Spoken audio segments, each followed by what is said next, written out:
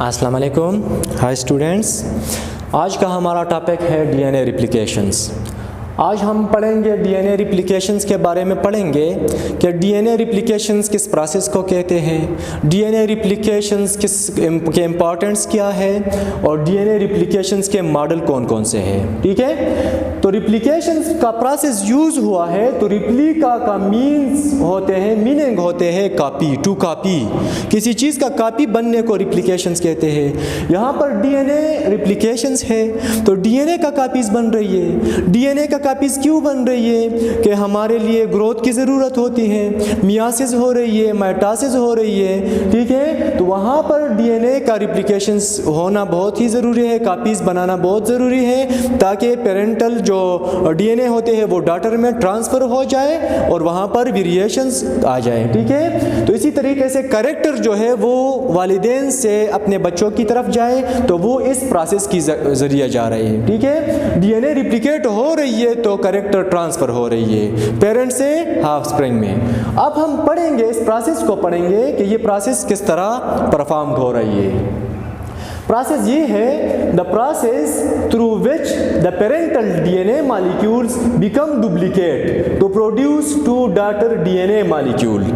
Parental DNA जो होता है वो टू डॉटर मॉलिक्यूल्स को प्रोड्यूस कर रही है। एक ही डीएनए से दो डीएनए बनते हैं, एक डीएनए से दो डीएनए बनते हैं, तो डीएनए के कॉपी बन रही है ना, कॉपीज़ बन रही है। एक डीएनए डिवाइड होकर दो डीएनए बना रही है। इसी तरह दो डीएनए जो उसकी वक्त आ जाती है तो वो डिवाइड होकर 4 डीएनएस बन रही है। इसी तरह ये डीएनएस के कॉपीज़ बन रही है, कॉपीज़ बन रही है। तो जब कॉपीज़ बन रही है तो इस प्रोसेस को डीएनए रिप्लिकेशन कहते हैं। पेरेंटल का जो डीएनए होते हैं वो उससे न्यू डीएनए बनते हैं, वो ओल्ड डीएनए हो जाता है और उससे जो डीएनए बन जाते हैं वो न्यू डीएनए आते हैं। तो वो जो न्यू डीएनए होते हैं वो रिप्लिकेशन प्रोसेस से मिलते हैं। ठीक है, तो इसको हम शॉर्ट में ये भी लिखते हैं, formation of the copies of DNA is called DNA replications. DNA का जो कॉपीज बन रही है उसकी फॉर्मेशंस हो रही है तो वो भी क्या है, डीएनए रिप्लिकेशंस है। ठीक है, अब डीएनए रिप्लिकेशंस तो हो रही है, प्रोसेस का तो पता चल गया कि डीएनए रिप्लिकेशंस क्या है। अब डीएनए रिप्लिकेशंस हो कहाँ पर हो रहा है, ये कहाँ परफॉर्म हो रहे हैं, किस फेज के अंदर हो रही है और सेल के अंदर कहाँ पर हो रही है। तो ये न्यूक्लियस के अंदर हो रही है और न्यूक्लियस में जब सेल इंटरफेस की तरफ जाता है, सेल साइकिल में जी फेस होता है, एस फेस होता है, G1 और G2 होता है। तो G1 और G2 में ये नहीं परफॉर्म हो रहा, ये सिंथेसिस फेज में ये डीएनए का डॉटर डीएनए बन जाता है, डुप्लीकेट हो जाता है। किस फेज में डीएनए डुप्लीकेट हो जाता है, ये रिप्लिकेशंस परफॉर्म कर देता है एस फेज के अंदर। ठीक है, तो इस फेज के अंदर इसका रिप्लिकेशंस स्टार्ट हो रही है। अब इसकी मॉडल्स की तरफ आते हैं कि डिफरेंट मॉडल्स है, डिफरेंट साइंटिस्ट ने अटेम्प्ट किया है, कोशिश किया है कि डीएनए रिप्लिकेशंस के कौन कौन से मॉडल हैं। आज हम वो मॉडल्स पढ़ेंगे, ठीक है, कि वो कौन कौन से मॉडल्स हैं। तो मॉडल यहाँ पर कौन से हैं, there are different models for DNA replications but the most acceptable are 3। बहुत सारे मॉडल्स हैं लेकिन उसमें मोस्ट एक्सेप्टेबल जो मॉडल है वो 3 है और उस 3 मॉडल्स को आज हम डिस्कस करेंगे, एक एक को डिस्कस करेंगे। तो सबसे पहले जो मॉडल है वो है कंजर्वेटिव मॉडल। कौन सा है, कंजर्वेटिव। अब कंजर्वेटिव में क्या है, नाम से जाहिर है कि यहाँ कंजर्व कांस्टेंट रहता है, क्या कांस्टेंट रहता है, अब हम यहाँ से क्लियर करेंगे। According to this model, 2 daughter strands always get new strands. Daughter जब बन रही है ना, daughter strands, वो एक एक स्ट्रैंड न्यू स्ट्रैंड्स को ले रहे हैं तो यहाँ पर क्या बन जाता है, get new strands. New strands, for example ये एक डॉटर, ये एक डीएनए है, डीएनए का मॉलिक्यूल है ना, ये क्या है, डीएनए है, ये एक डीएनए है, पेरेंटल डीएनए। अब ये डीएनए जब डिवाइड कर रहा है तो यहाँ पर मैंने ये लेबल किया है, ये ए स्ट्रैंड ए है और यहाँ पर ये स्ट्रैंड बी है। अब ये डिवाइड हो रही है, डुप्लीकेट इसका कॉपी बन रही है कंजर्वेटिव मॉडल के अंदर। तो यहाँ पर बाहर से जो न्यू स्ट्रैंड्स तो आ रही है ना, कॉपीज तो इस तरह नहीं बन रही है। यहाँ पर बाहर से न्यू स्ट्रैंड्स एक इधर बनेंगे और एक न्यू स्ट्रैंड्स इधर बनेंगे। अब यहाँ से ये वाला ये एज अ टेम्पलेट काम कर रही है, ये ओल्ड जो स्ट्रैंड्स होते हैं यहाँ पर, तो इसके अंदर न्यू स्ट्रैंड्स आ जाते हैं। जब न्यू स्ट्रैंड्स आ जाते हैं तो ये न्यू स्ट्रैंड्स बिल्कुल इससे निकल जाते हैं और एक सेपरेट डीएनए बन जाता है, जो कि ये वाला स्ट्रैंड जो है ये कंजर्व रहता है। ए और बी यहाँ पर भी है डुप्लीकेशन के बाद, कॉपी बनाने के बाद, और यहाँ पर भी ए और बी स्ट्रैंड था। तो यहाँ पर ये कंजर्व रहा ना, ये पेरेंटल वाला कंजर्व रहा, और ये जो न्यू बन गया वो सी डी आ गया। अब यहाँ पर सी डी कौन से थे, सी और डी, ये जो न्यू बाहर से न्यू न्यूक्लियोटाइड आके स्ट्रैंड्स बना रही है, वही स्ट्रैंड्स अब कौन से हैं, सी डी आ गया। तो ये सी डी वाला जो स्ट्रैंड्स है ये बिल्कुल न्यू स्ट्रैंड्स बन गया, न्यू स्ट्रैंड्स। और ये वाला जो ए बी स्ट्रैंड्स था, अब ये कौन सा था, ये पेरेंटल वाला स्ट्रैंड जो था, ओल्ड स्ट्रैंड जो था, वो यहाँ पर भी कंजर्व हो रही है। अब यहाँ पर आप खुद सोचे कि कंजर्वेटिव मॉडल के अंदर ये प्रोसेस हो रही है कि वहाँ पर एक पेरेंटल स्ट्रैंड जो है वो कंजर्व रहता है और उसके दरमियान से न्यू डीएनए बन जाता है। तो ये प्रूफ असल में ये हम बाद में प्रूफ करेंगे, मुसलसल इंस्टॉल एक्सपेरिमेंट से प्रूफ करेंगे कि ये मॉडल जो है ये बाद में रिजेक्ट क्यों हुआ है। ठीक है, अब इसके बाद नेक्स्ट जो मॉडल है वो हमारा मॉडल है डिस्पर्सिव मॉडल। अब इसकी नाम से भी जाहिर है कि डिस्पर्स होना, डिस्ट्रीब्यूट होना, किसी चीज का टुकड़े बनना और उस टुकड़ों को डिस्ट्रीब्यूट करे तो वो डिस्पर्स बन जाता है। ठीक है, किस तरह बन जाता है अब इसको भी देखते हैं। According to this model the parental DNA become duplicates into fragments, छोटे छोटे फ्रेगमेंट्स बन जाते हैं। यहाँ पर तो स्ट्रैंड्स कंप्लीट ट्रांसफर हो रही है ना, तो यहाँ पर स्ट्रैंड्स के टुकड़े बन जाते हैं। एक स्ट्रैंड्स हो तो वहां पर यहाँ पर फॉर एग्जांपल ये एक स्ट्रैंड्स है, तो इस स्ट्रैंड्स का एक टुकड़ा ये बन जाता है, दूसरा टुकड़ा ये रेड कलर का बन जाता है। फिर यहाँ पर ये टुकड़े इस तरह टुकड़ों में जब तकसीम डिस्पर्स होते हैं तो उसको हम कहते हैं डिस्पर्सिव मॉडल। ठीक है, duplicate into fragments, each old fragments combine with new fragment. Old जो फ्रेगमेंट होते हैं, यहाँ पर इसका जो फ्रेगमेंट होते हैं ये ओल्ड वन है, ये क्या है, ये ओल्ड है, ओल्ड वन है, और ये जो बन रही है ये न्यू है।